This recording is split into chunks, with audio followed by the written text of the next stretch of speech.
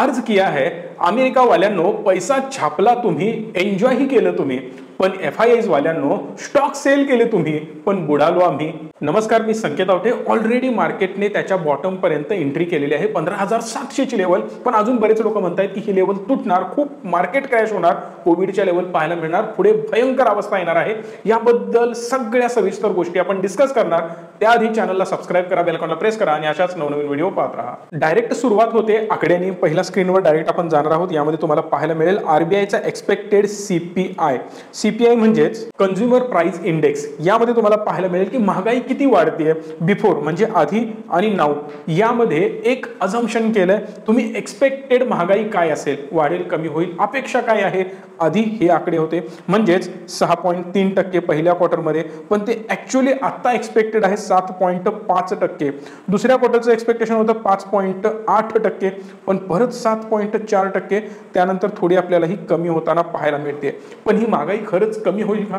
सुरुवात आत्ता झाली आहे। अमेरिकेमध्ये त्याचे पडसाद उमटतायत आणि त्याचेच रिझल्ट्स भारतामध्ये पाहायला मिळतात। तुम्ही म्हणाल अमेरिका सगळं काही करतोय, भोगतोय आम्ही। जर नोटा तुम्ही छापलेत ना, त्याचा उपभोग घेतलाय, तर त्याचे परिणाम सुद्धा तुम्हाला भोगावे लागतात। आयतं बसून खात असाल ना, तर ते पचणं अवघड असतं। तीच अवस्था झाली आहे। आयतं मिळालेलं घबाड पचवणं तेवढंच कठीण असतं। तीच अवस्था अमेरिकेची झाली आहे। जेवढं तुम्ही छापलं तेवढं घालवण्याची वेळ अमेरिकेवर येऊ शकते, आणि जर शेजाऱ्याच्या घराला आग लागते ना, तर तीच झळ आपल्या पण घराला लागू शकते, आणि तेच परिणाम भारत भोगतोय। कारण जे ट्रेड्स होत आहेत, जे काही बाइंग सेलिंग होत आहे, इम्पोर्ट एक्सपोर्ट होत आहे, ते सगळं अमेरिकेशी निगडीत आहे। फॉर एक्झाम्पल क्रूड ऑइल जेव्हा आपण बाहेरून परचेस करतो, इम्पोर्ट करतो, क्रूड ऑइलच्या प्राइस प्रचंड वाढलेले आहेत, त्याचा परिणाम आपल्या देशावर होतो। तुम्ही म्हणाल आपल्या देशावर काय परिणाम होणार, माझ्या खिशातून 10-20 रुपये एक्स्ट्रा जात आहेत, जाऊ देत, देशासाठी मी देतोय। अगदी बरोबर आहे, पण तुम्ही एकटेच देताय असं बिलकुल नाही। एखादी वस्तू तयार करण्यासाठी, फॉर एक्झाम्पल मला एखादा लॅपटॉप विकत घ्यायचा आहे, त्या लॅपटॉपमध्ये कीबोर्ड आहे, माऊस आहे, अनेक स्पेअर पार्ट्स आहेत, स्क्रीन आहे, बऱ्याच गोष्टी आहेत। किमान 500 ते 1000 कंपोनंट लॅपटॉप्समध्ये वापरले जातात, आणि ते सगळे कंपोनंट वेगवेगळ्या कंपन्यांमधून इम्पोर्ट केले जातात, परचेस केले जातात। पुन्हा ते कंपोनंट बनण्यासाठी वेगळा सेटअप, वेगळ्या कंपन्या, वेगळे वर्कर, सगळ्या गोष्टी आहेत, आणि ते करण्यासाठीच पेट्रोल, डिझेल, ट्रान्सपोर्टेशन सगळ्या गोष्टींची गरज असते। त्याचं रॉ मटेरियल आलं, वारंवार त्याची मुवमेंट होत असते। जेवढ्या वेळा त्याची मुवमेंट होईल तेवढ्या वेळा खर्च होणार, आणि तो खर्च वाढला जाणार, आणि ओव्हरऑल त्याची प्राइस एंड युजर पर्यंत महागलेली आपल्याला पाहायला मिळणार। सो बाहेरून आपण जे काही घेणार त्याच्यामुळे दर तर वाढेलच, प्लस अमेरिकेमधून जे आपले ट्रान्झॅक्शन होणार त्याच रिलेटेड गोष्टी ज्या असतील त्या सगळ्यांच्या प्राइजेस वाढलेल्या असणार। कारण ऑलरेडी महागाई वाढली अमेरिकेमध्ये, प्रत्येक गोष्ट महागतीये, आणि तीच महागलेली प्राइस आपल्याला ही पे करावी लागणार। म्हणूनच आपल्या रुपयाची किंमत सुद्धा वाढत आहे म्हणजे 78, 79, 80 पोहोचणार। पण तुम्ही म्हणाल चांगलंच आहे ना, प्राइस वाढते रुपयाची, ऍक्च्युअली प्राइस वाढते, पण रुपया ऍक्च्युअली घसरतोय, म्हणजेच रुपयाची किंमत कमी होते प्रॅक्टिकली, पण आपल्याला तो वाढताना दिसतोय। आम्हाला थोडासा आनंद होईल, जे आपल्याला बाहेरून पैसा येणार आहे, अमेरिकेतून असेल किंवा इतर देशातून असेल, तो आम्हाला वाढीव दराने मिळेल, पण ऍक्च्युअली महागाई वाढते। पण देशासाठी जर आम्ही विचार केला ना, तर ती खूप वाईट गोष्ट आहे की महागाई कंट्रोलच्या बाहेर जाते, आणि जेवढी महागाई वाढेल तेवढं RBIला डिसिजन घ्यावा लागेल, इंटरेस्ट रेट वाढवावे लागतील। इंटरेस्ट रेट वाढवणं म्हणजे काय, महागाई कमी करणं। कारण इंटरेस्ट रेट वाढल्यामुळे आपण पर्चेसिंग पॉवर आपली कमी होणार, ऑलरेडी महागाई वाढते म्हणून आपण खर्च कमी करणार, जेणेकरून सप्लाय डिमांड मधला जो गॅप आहे तो कमी होत जाणार, आणि हा सप्लाय डिमांडचा गॅप क्रिएट झाला कोविड पासून, या युद्धांपासून, आणि तो सगळा परिणाम आपल्याला भोगावा लागतोय। सेम गोष्ट केली अमेरिकेने, डायरेक्ट वाघांनी नोटा छापल्या, आणि या छापलेल्या नोटांचा परिणाम आता भोगावा लागतोय। तात्पुरती इकॉनॉमी रिकव्हर करण्याच्या नादात लॉंग टर्म मध्ये खूप मोठा धोका याचा होऊ शकतो। आणि ही गोष्ट अशी छोटी मोठी नाही, कोविड आला, 1-2-3 महिने राहिला, लॉकडाऊन केलं, परत सगळं रिकव्हर झालं, सगळं सुरळीत चाललं असं नाही। ही महागाई वाढणं किंवा इकॉनॉमी क्रॅश होणं ही खूप मोठी गोष्ट आहे। तुम्हाला काय वाटतं, जग कोण चालवतं? मोठमोठे नेते म्हणजे कोण? राहुल गांधी असतील, मोदी असतील, किंवा ट्रम्प असेल, किंवा बायडन असेल? तुम्हाला काय वाटतं, हे लोक चालवतात? बिलकुल नाही। दुसऱ्या लोकांचा अंदाज असेल, तुम्हाला काय वाटतं ही इकॉनॉमी टाटा, बिर्ला, अंबानी किंवा ऍपल, मायक्रोसॉफ्ट याचे ओनर चालवतात किंवा त्याचे सीईओ चालवतात किंवा वेगवेगळे मोठमोठे बिझनेसमॅन चालवतात? बिलकुल नाही. ही इकॉनॉमी वेगळीच लोक चालवतात आणि ती फ्रंट एंड मध्ये नसतात. ही लोक बॅक एंड मधून काम करतात. फ्रंट एंडला चेहरे वेगळे असतात. फॉर एक्झाम्पल, तुम्ही रिचमी वापरता, बाईंग सेलिंग म्युच्युअल फंड मध्ये इन्व्हेस्ट करता, पैसा लावता, पैसा वाढवता, आम्ही तुम्हाला सजेस्ट करतो, तुमच्या इन्व्हेस्टमेंट होतात, चांगले रिटर्न मिळवता, सगळं काही आहे. पण दिसायला सोपं आहे ना? एक सिंगल बटन मी क्लिक करतो, बाय होतं, वा वा रिचमी छान आहे, तुम्ही म्हणता, कमेंट करता, आनंद आहे. पण त्याच्या मागे मोठं बॅकएंड लपलेलं आहे. 100, 200, 500 लोकांनी त्यावर मेहनत घेतली, तेव्हा कुठे ते चाललंय. पण दिसताना एक छोटीशी स्क्रीन दिसते, एवढं सोपं नाहीये. हे सुद्धा तसंच वर्कआउट होतं. जी काही मोठमोठी लोक दिसतात, मोठे चेहरे दिसतात, त्याच्या मागं खूप मोठं रहस्य आहे. ते जर जाणून घ्यायचं असेल, ऍक्च्युअल इकॉनॉमी कोण रन करतं, तर कमेंट करा ऍक्च्युअल इकॉनॉमी. जेवढ्यात जास्त कमेंट येतील ना, तेवढ्या लवकर मी तो व्हिडिओ बनवेन आणि खूप जास्त इंटरेस्टिंग व्हिडिओ आहे. 99.99% लोकांना ती नावं आणि ती लोक माहिती नाहीत. दॅट इज फॉर शुअर, मी तुम्हाला सांगू शकतो. पुन्हा आपण डाटाकडे वळणार, डाटा बघणार. डाटामधून तुम्हाला समजेल की FIIs बाय करतायत, सेल करतायत, काय करतायत. कारण सगळा खेळ FIIs वर अवलंबून आहे. फॉरेन इन्स्टिट्यूशनल इन्व्हेस्टर लाखो कोटी रुपये पोर करतात, देशामध्ये पैसा मिळवतात, बाहेर जातात. ते आत आले तर मार्केट वाढतं, ते बाहेर पडले तर मार्केट पडतं. एवढी वाईट कंडिशन आपल्या देशाची आहे आणि हे सगळं चालवलं जातं फॉरेनच्या लोकांकडून. आपली इकॉनॉमी, आपला स्टॉक मार्केट चालवतात परदेशी लोक. हे सगळं पुढे हळूहळू एक एक गोष्टी सांगतोय तुम्हाला. इकडे बघू शकता, मे, एप्रिल, मार्च, फेब्रुवारी, जानेवारी या सगळ्या महिन्यांचे आकडे तुम्हाला पाहायला मिळतील. 40,000, 50,000, 43,000 कोटी रुपये. 40,000, 50,000 रुपये नव्हे, 40,000, 50,000 कोटी रुपये इकडे सेल केले जात आहेत. आणि टिल या महिन्यामध्ये तुम्ही बघितलं तर आजपर्यंत, आज तारीख आहे 13/14 आणि आजपर्यंत यांनी 22,000 कोटी रुपये ऑलरेडी सेल केलेत, जे की एक्सपेक्टेड आहे 60,000 कोटीपर्यंत ते सेल करू शकतात. ह्यूज अमाऊंट ते सेल करतायत. मग यामुळे काय होणार, आपला पैसा परत भारतातून अमेरिकेमध्ये जाणार. अमेरिकेमध्ये ते काय इन्व्हेस्ट करतायत, तिकडचे व्याजदर वाढतायत ना, आणि हे व्याजदर अजून जास्त तिकडे वाढणार आहेत.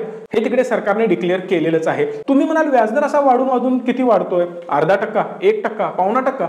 काय येणार आहे, मार्केट एका दिवसामध्ये 5% वाढतं. मग तिकडे जाऊन 0.5% घेण्यासाठी हे का जात आहेत? एक फंडा लक्षात घ्या, महागाई वाढते, महागाई वाढते, याच्यावर नियंत्रण आणण्यासाठी सरकार काय करतं की तुमची बाईंग पॉवर कमी करतं. तुम्ही काही बायच करू नये, खरेदी करू नये, यासाठी व्याजदर वाढवतं. आणि तसं जर झालं तर सिंपल फंडा लक्षात घ्यायचा की सेल्स डाऊन होणार. सेल्स डाऊन झाला तर कंपन्यांचे रिझल्ट खराब येणार, रिझल्ट खराब आले तर मार्केट खाली जाणार. आणि जेव्हा क्वार्टरली रिझल्ट लागतील ना, तेवढे परत दणके बसणार मार्केटला. मग इकडे मार्केट पण पडणार आहे आणि आपला पैसा पण अडकून राहणार आहे. त्यापेक्षा सिंपल फंडा, आजपर्यंत माझे पैसे वाढलेले आहेत, पैसे गोळा करा, आपल्या देशात जा, फिक्स रिटर्न मिळणार आहेत, पैसे स्टोअर करा, मार्केट पडू द्या, मार्केट पडणार, त्यानंतर आपण परत येऊ, मोठा माल लावू, मार्केट वर उचलू, मग आपण त्यामध्ये एंट्री घेणार खोळ्यासारखी. आणि त्यानंतर वरच्या लेवलला गेल्यानंतर हळूहळू मार्केट वाढणार. परत 2-3 वर्षांनी हे लोक सेल करणार, बाहेर पडणारी सायकल सुरू असते. सप्लाय डिमांडचा सगळा खेळ आहे. मग जो चल रहा है चलने दो, मजे लो, देखो, शांत बैठो, चलेगा नहीं. ऍक्च्युअली जर तुम्ही बघितलं तर FIIs सुद्धा ऍक्टिव्हली जसं सेलिंग करतायत तसं DIIs बाईंग सुद्धा करतायत. इकडे बघू शकता, हेवी अमाऊंट ते सुद्धा इन्व्हेस्ट करतायत आणि बाय करण्याचा प्रयत्न करतायत, मार्केट स्टेबल ठेवण्याचा प्रयत्न करतायत. कारण तुम्ही जर परदेशी आहोत, आज याल, बाहेर निघून जाल, पण DIIs ना धंदा चालवायचा आहे, त्यांचा बिझनेस चालवायचा आहे. त्यांनी आज भारताला पकडलं, उद्या अमेरिकेला पकडतील, परवा ऑस्ट्रेलिया पकडतील, पाकिस्तान पकडतील, इंडोनेशिया पकडतील, कुठल्याही देशाला पकडतील. पण DIIs काय करणार, त्यांना भारताशिवाय पर्याय नाही. त्यामुळे मार्केट स्टेबल ठेवायलाच पाहिजे, कारण म्युच्युअल फंड मध्ये इन्व्हेस्टमेंट होत आहेत, पोर्टफोलिओ मॅनेजमेंट सर्व्हिसेस हे देत आहेत. त्यामुळे मार्केट स्टेबल ठेवण्याचं काम परत DIIs वर येतं. जेवढं मार्केट स्टेबल ठेवता येईल तेवढं ते ठेवण्याचा प्रयत्न करतात आणि कंटिन्युअसली बाईंग करून भारताची इकॉनॉमी असेल किंवा भारताचं स्टॉक मार्केट असेल स्टेबल करण्याचा प्रयत्न करत आहेत. पण तेवढी ताकद लागत नाही. हे होतंय कशावरून, हे होतंय हे तुम्हाला या आकड्यावरून समजेल, SIP मध्ये होणाऱ्या इन्व्हेस्टमेंट्स वरून. जानेवारी, फेब्रुवारी, मार्च, एप्रिल आणि मे या सगळ्या महिन्यामध्ये तुम्हाला ग्रोथ होताना पाहायला मिळते, जे की 12,286 कोटी रुपयाच्या SIPs होत आहेत. लमसम इन्व्हेस्टमेंट बद्दल मी बोलत नाही. हे जेव्हा आकडे बघितले ना, तेव्हा खूप आनंद झाला, कारण पहिल्यांदा मला वाटलं की आपले रिटेल इन्व्हेस्टर काहीतरी चांगलं करतायत. आजपर्यंत काय होत होतं, जेव्हा मार्केट क्रॅश जसं होतील तेव्हा लोक SIP बंद करणार. अरे मार्केट क्रॅश होत आहे, आता इन्व्हेस्ट करायला नको, अडकलो फसलो तर काय करणार, मार्केट आहे मी अडकणार, यामध्ये मोठे मोठे लोकच पैसे कमवतात, आपण कमवू शकत नाही, जेव्हा मार्केट वाढेल ना तेव्हा इन्व्हेस्ट करू, ही जी विचारसरणी होती ना ती आता बदलत चालली आहे. जेव्हा मार्केट क्रॅश होतं तेव्हा इन्व्हेस्टमेंट वाढत जात आहेत आणि हेच आम्ही तुम्हाला सांगतोय की तुम्ही सुद्धा नवीन इन्व्हेस्टर असाल, मार्केटचं चांगलं नॉलेज नसेल, आमच्याकडून इन्व्हेस्ट करायचं असेल, या नंबरला कॉल करू शकता, इन डेप्थ तुम्हाला सपोर्ट दिला जाईल, प्लस योग्य क्वालिटी स्टॉक असतील, म्युच्युअल फंड असेल, सगळ्या सर्व्हिसेस आम्ही तुम्हाला प्रोव्हाइड करतोय. या नंबरला कॉल करून सगळी माहिती घेऊ शकता. सो कन्सेप्ट ही क्लिअर झाली की आता रिटेल इन्व्हेस्टर अग्रेसिव्हली इन्व्हेस्ट करतोय, रिटेल इन्व्हेस्टरचं पार्टिसिपेशन वाढलंय, DII जोरात इन्व्हेस्ट करतायत, फुल सपोर्ट देण्याचा प्रयत्न करतायत, पण भारतातील महागाई किंवा असेल अमेरिकेमध्ये वाढणार इन्फ्लेशन, महागाई आणि अमेरिकेमध्ये निगेटिव्हच गोष्टी घडत आहेत, खूप रिस्की गोष्टी घडत आहेत आणि त्याचे पडसाद भारतावर सुद्धा उमटताना पाहायला मिळत आहेत. प्लस वेगवेगळ्या देशांमध्ये आता युद्धाचे संकेत आपल्याला पाहायला मिळत आहेत, बऱ्याच त्या गोष्टी सुरू आहेत, त्याचे सुद्धा परिणाम आपल्याला होताना इकडे पाहायला मिळत आहेत. या सगळ्याचा परिणाम अमेरिकेवर तर होणारच आहे, पण त्याचा परिणाम भारतावर पण होणार, कारण अमेरिकेची GDP निगेटिव्ह मध्ये आहे, राहील, बऱ्याच इश्यू त्यांच्यामध्ये पाहायला मिळतील, पण त्याचा परिणाम भारतावर पण होणार, कारण जी एक्सपेक्टेड ग्रोथ रेट आपली होती, मग या वेगवेगळ्या संस्था आहेत या सांगतायत की तुमची ग्रोथ रेट काय होणार, त्यांनी ग्रोथ रेट आपली होणारी पहिला जे एक्सपेक्टेशन होतं ते परत कमी केलेलं आहे, 6.9, 7.2, 7.5 या सगळ्यांनी आपापल्या ग्रोथ रेट परत रिवाइज केलेल्या होत्या, याच्यापेक्षा चांगली ग्रोथ रेट एक्सपेक्टेड होती.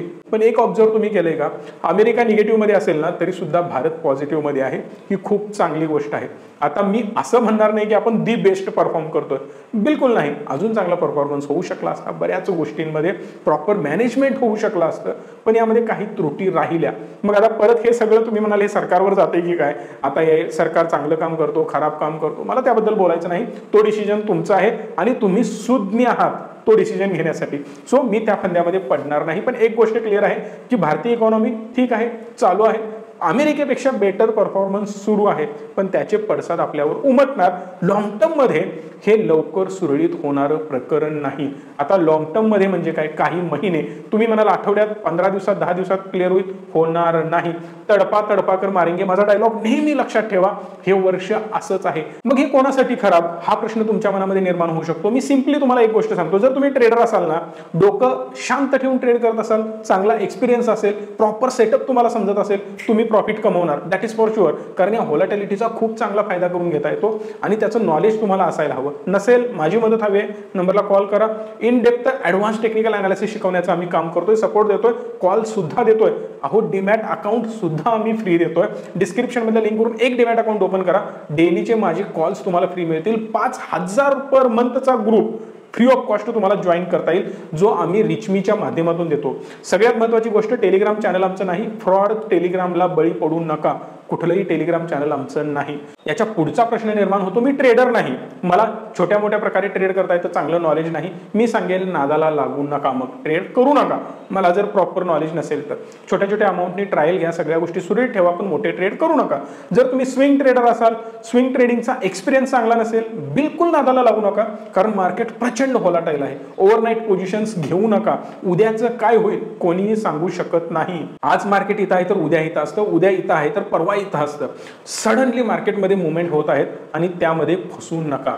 लॉंग टर्म इन्व्हेस्टर असाल, डोळे झाकून इन्व्हेस्टिंग सुरू करू शकतो. 5 स्टेप इन्व्हेस्टिंग, फंड राखीव ठेवा. जसं कोविडमध्ये झालं ना, अचानक एक डीप आला आणि त्यावेळेस आपल्याकडे पैसे नव्हते, ऑलरेडी आपण इन्व्हेस्ट करून बसलो होतो, तसं करू नका. थोडी थोडी अमाऊंट स्वतःजवळ ठेवा आणि मॅक्सिमम योग्य विचार करून इन्व्हेस्ट करायला सुरुवात करा. आणि शेवटी जाता जाता स्वतःचा सक्सेस रेशो वाढवण्यासाठी, आमचा पाठिंबा मिळवण्यासाठी, पॉझिटिव्हिटी स्वतःमध्ये भरण्यासाठी लवकरात लवकर या व्हिडिओला लाईक करा, चॅनलला सबस्क्राईब करा. धन्यवाद. Stay tune and stay positive.